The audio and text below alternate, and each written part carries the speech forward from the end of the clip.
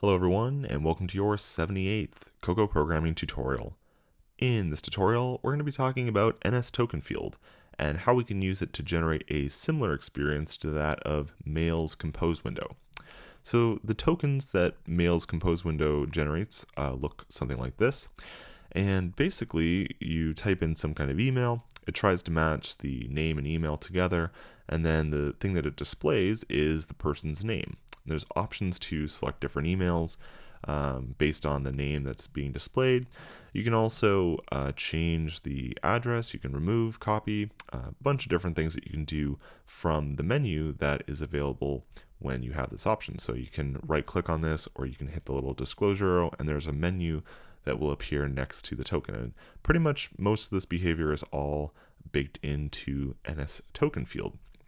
So that's what we're going to be doing today, is trying to basically recreate this experience using NSTokenField. Now, the default behavior is basically you just type in text, and if you hit return, it will generate a token for you. And you can type as much as you want, hit return, and it will generate again. Basically, it'll only generate tokens whenever you're outside of the editing field. So once you've kind of moved your cursor to somewhere else, it'll automatically assume that that value is a token.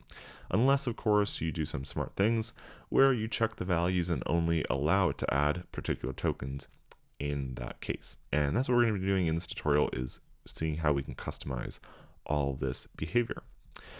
All right, so with that said, let's dive into the code that we have. So the model that's representing all of these individual tokens, I'm representing with this mail token struct. And it's pretty straightforward. It's just got a name and an email. And again, this is not a perfect representation of Mail's compose window. So not everything in this is going to be like the perfect implementation. It's just something that looks somewhat similar. And I think you can derive the additional bits that you would want to do in your own application on your own. So what do we have here? We just have, again, this mail token field that assumes you have both a name and an email. And based on that, it's going to have different representations. So when you're editing it, it's going to do kind of what Mail's compose window does, where it has the name and then a square or angle brackets with email. And then there's also this format here and here for when you have auto completions, where it will either suggest the name-email or will suggest email-name, depending on which one you've typed out first. So these are the different things that we're going to get from our little mail token struct there. Then we have our ViewController, and the ViewController nib file looks like this. It's just got a to button, it's got this token field, and then it's got this little separator along the bottom there as well. And this is the class that represents that ViewController. So when we initialize our ViewController, we're going to have that nib. And we have an outlet to our token field that you just saw. There's some baked in suggestions that I've already gone ahead and created. Obviously, these would come from some kind of database that you have on your end for generating suggestions that are useful to you. Then there's some general customization we're doing. So token field has some customization. Let's go ahead and dive into what is available on that. So NSTokenField is a subclass of NSTextField, which means you have all the customizability from that class as well. But on top of that, there is a NSTokenField delegate, which we're going to be implementing in our application. Then there's a token field style, which we're going to be using the square style in our examples. There is a completion delay, which allows you to delay the amount of time before an auto completion result will appear. And there's also the tokenizing characters. So basically you can allow specific characters for tokenization. And we're not going to be actually using this field in this tutorial, but you can play around with it. It's fairly straightforward. So with that already out of the way, let's go ahead and look at our delegate setup here. So the main logic for how you customize the token field pretty much all comes from the delegate logic. So the delegate I'm implementing in this little extension below here, and make sure that you have set your delegate to this ViewController in one way or the other. And let's go ahead and implement some methods. So the first little section here is talking about auto completion and which tokens we're allowed to add. So if you want to look at all the delegate calls as well, just look at NSTokenField delegate. There's not too many. That's really it. So from here to here. And they kind of go in order of how you would want to implement them. So it's fairly nicely ordered. But yeah, that's kind of the general gist that we have so far. So the first call that we're going to implement is going to give back the auto-completion results. So this token field completions for substring, basically it's going to pass you whatever string the user is currently typing, and it's your job as the delegate for this call to give back the results of the strings that the token field should display. So in this case, we're calling into this match substrings call, and it's pretty straightforward. We're just looking through all of our made up suggestions that I have in this tutorial, and we're going to find if the substring that I type in is the prefix of a name or an email on one of my tokens, then I'm going to give back either the name email format or the email name format, and that is going to be the suggestion for that particular mail token. If nothing matches the string that I've typed in, then I just return nil in this compact map. Basically, that'll just make my array only match the things that are either matching the name or matching the email. All right, so that is what we're giving back there. Then the next part of the logic is whether we should add this token or not. So the gist is that if you don't have a token that you can add, you just give back an empty array. And if you want to actually add the token, then you give back an array of the tokens you want to add. Now in this case, I'm given the string that I want to be able to add, and in this case, I just try to convert those strings into our mail token. So this implementation is really rudimentary, and it's not how you would want to implement it in your own app, because we don't actually have a way of adding custom emails. The emails really actually have to match the existing suggestions that I have. So it's not, again, not a perfect implementation, but the general idea for this call is you take the string, figure out if, hey, maybe it's already an existing suggestion I have. If it's not, you want to check the string to see if it has a valid email, and if it has a valid email, then generate a different mail token based on what the user has entered. All right, so let's go ahead and just see what that gives us there. So if I type in Lucas, for example, you'll see that it has the two suggestions, lucas@draw.com -my name, and then there's this other made up one down there. And so if I go ahead and return, it'll actually not show up.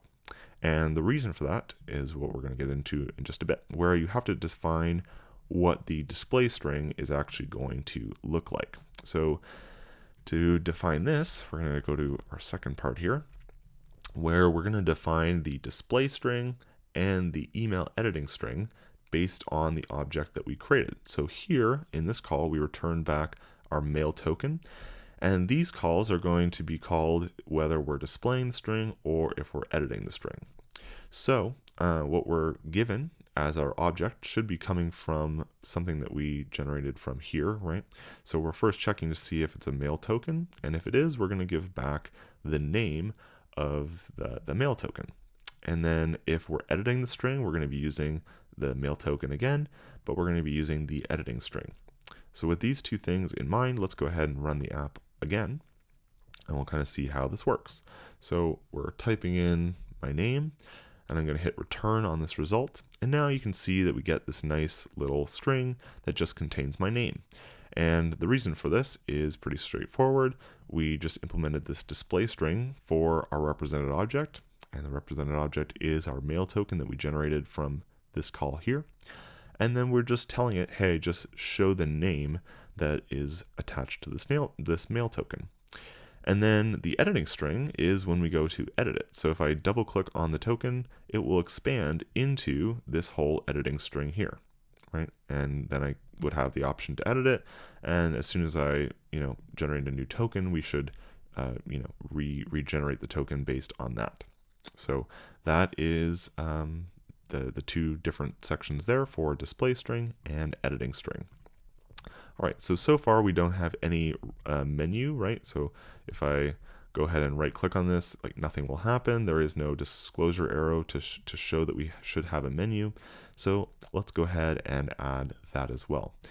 pretty simple. There's two methods you got to implement here. One is just saying that you have a menu, so TokenField has menu for represented object. In this case, I'm just returning true for everything, but you could give back whether or not you should show a menu item depending on the object that is actually there. So in this case, I just want everything to have a menu, so I just return true for everything. All right, now in here, we're gonna make two different menu actions or menu items. So we're gonna have this remove address, which I haven't implemented either of these yet, but basically we're gonna have two options. We're gonna have the option to remove the address, and then we're gonna have the option to copy the address. And one nice little thing that NS menu item has is it has this way of holding on to the represented object. So if you are wanting to pass the information along to this copy address call, for example, then you can pass it a represented object, and then the copy address call that we're going to implement in a bit can read off the represented object from our menu item, and it can do something based on what the specific email or name is in that case.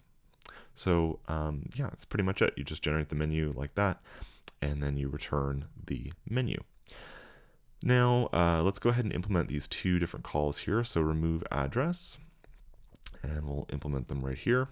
So we just need some kind of Objective-C dynamic call that we can use. We're going to call this remove address, and the implementation is going to be sender NS menu item. And then let's just go ahead and copy that for our copy address call. All right. And now that we have those two methods implemented, let's just go ahead and run this to see what we would get. So if I go ahead and type in my name, and now you can see there's a little disclosure arrow on that. I can either right click anywhere on the token, or I can hit the little disclosure arrow just by single clicking, and we can see either of those options that we added to the menu item. All right, let's go ahead and add our actual actions to these two things here. So copy address is fairly straightforward. We just want to get the token off of the NS menu item. So we're going to say sender.representedObject, and we want to check to see that it's actually a mail token. And if it's not, then we're not going to do anything because we're not really sure what we're copying. If we have our token, then we can go ahead and add it to the pasteboard, for example. So I'm just going to get the general pasteboard, and we're going to clear the contents. And then we're also going to set the string of the pasteboard to be token.email. And the type for that is going to be a string. Let's just go ahead and test that out to just see how that would end up working. So if I did this Lucas at Beaverton, and then if I click on here and hit copy address, I can paste this into something here, and we can see that we copied the address value into the pasteboard. All right, the last one is to remove address. So this will remove the given tile that you have. Kind of a redundant one. Honestly, I'm not really sure why this one's too necessary, but Mail implements it, so I guess I'll try and just show you an example of how you could implement this to programmatically remove a particular token based on the selection that we have. So if you selected a bunch of things and you wanted to remove them, this is kind of the way that you're going to go about this. And this gets a little technical, and probably going to cover some of these ideas in a different tutorial. But what we basically need to get out of the NSTokenField itself is this FieldEditor.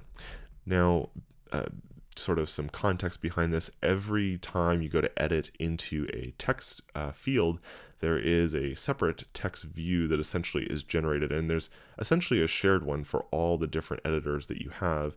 So if you have multiple text fields, for example, you have this sort of backing NS text view that's going to be the thing that you actually perform the typing and editing within. And that object is called the FieldEditor. So we're going to get this from the token field. So we can say tokenfield.cell field, FieldEditor for view, and then we want the token field. And from there, we're going to try and get the selection. So we can say selected range from the field editor, and we want the selected ranges. And then we also want access to the tokens. So to get the tokens that already exist on the token field, we can access those by using a handy dandy thing on the NS control. So NS token field, and then we're going to get the object value. Now, object value, if I just kind of dive into this for a hot second, this is actually on NS control. So a lot of controls in AppKit sort of use these string value or object value underlying on NS control, and that's actually where it's going to store the array of our different mail tokens. So I'm just going to convert this to string of any because I don't actually care what the values are. So we're just going to get an array of whatever tokens the token field currently has. Okay, so and if that is not the case, we're just going to return. Now that we have the selected range, so this is going to give us back all the values that are selected, and then the tokens from our token field, we can do a fairly simple thing where we're just going to look at the range on this the text field itself and delete individual token fields that match that individual location. So we can do this by enumerating over selected range. And from here, we just want to take the tokens that we're grabbing from our token field, and we want to remove particular ones at a given index. And the index for this is going to be the range value, which is coming from, so because this is actually an array of NS value, we're taking the range value out of NS value. And then we can get the location. And that's the location of whatever is selected is gonna match the tokens that we have selected as well. So whatever, if you have 3 tokens in the array, then the location of the range value is gonna match the index of wherever that token is located.